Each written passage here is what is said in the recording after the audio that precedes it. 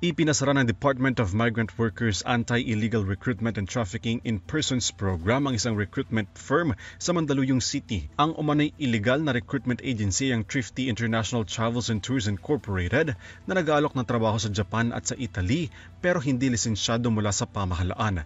Sa pamamagitan ng surveillance operation ng DMW, napatunayan na naniningil ng mahal na processing fee at tourist visa ang naturang recruitment agency ng halaga mula 300,000 pesos hanggang 500,000 pesos. Ang pangako ng ahensya, 10,000 pisong arawang sahod sa Japan.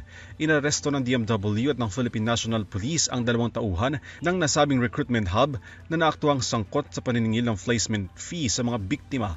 Ang surveillance operation hiwalay na ikinasa ng DMW at ng Mandaluyong City Police. Naharap sa kasong illegal recruitment ang 2 suspect at nirekomenda rin ng DMW sa Securities and Exchange Commission o SEC ang pagpaso sa Certificate of Registration ng nasabing recruitment firm.